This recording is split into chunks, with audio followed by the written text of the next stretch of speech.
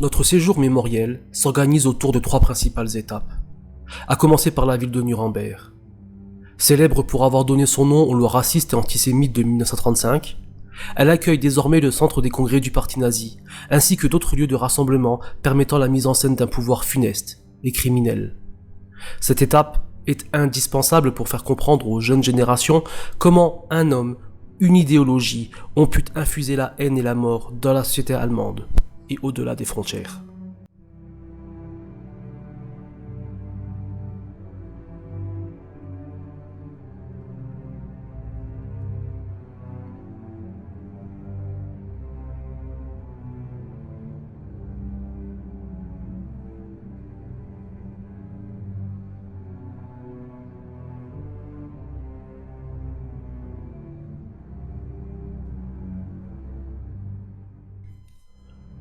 Après Nuremberg, nous nous sommes rendus à Cracovie, dans l'ancien ghetto juif de cette ville polonaise. Steven Spielberg y tourna son chef-d'œuvre, La liste de Schindler. Les lycéens ont pu voir les lieux d'un drame, celui de l'exclusion d'une population par les nazis, en fonction de leur religion. Parce que juifs, et par milliers, des femmes, des enfants, des hommes, des vieillards ont été terrorisés, martyrisés, humiliés, avant d'être déportés vers le camp le plus proche, celui de Płaszów.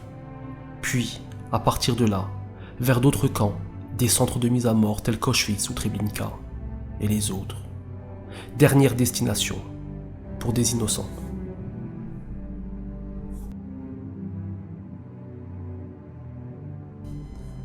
Troisième et dernière étape, les camps d'Auschwitz.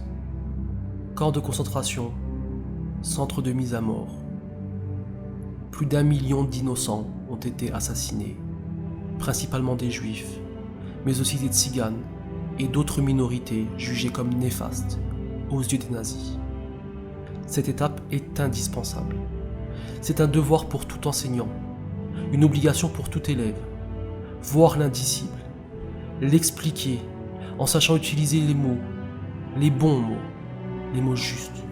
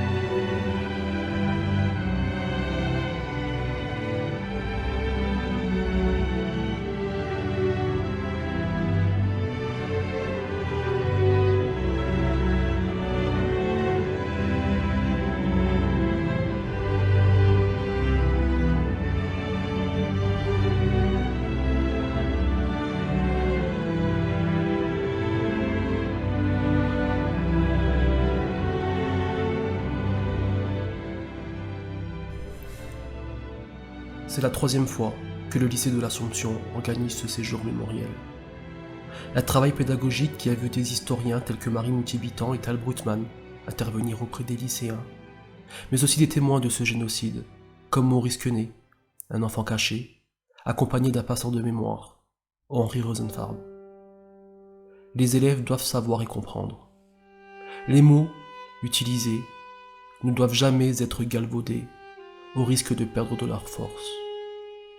Les morts, quant à eux, ne doivent jamais être instrumentalisés, au risque de trahir leur mémoire.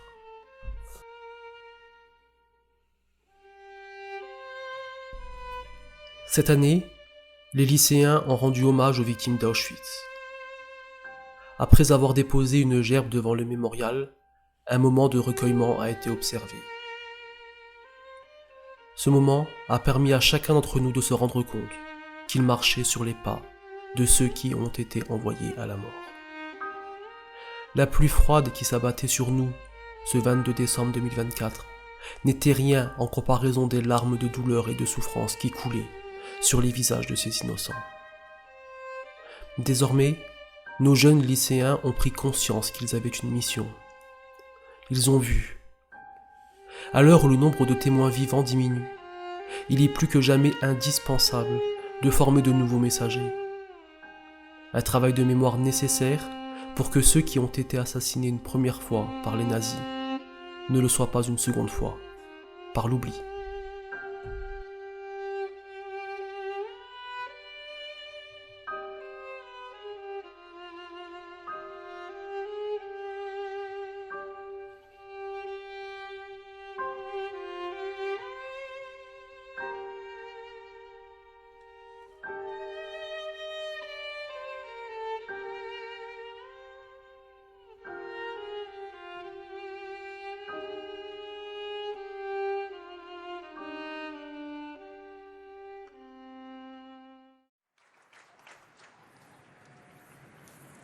L'Aube, à Birkenau, 17 juin 2018, 5 heures du matin.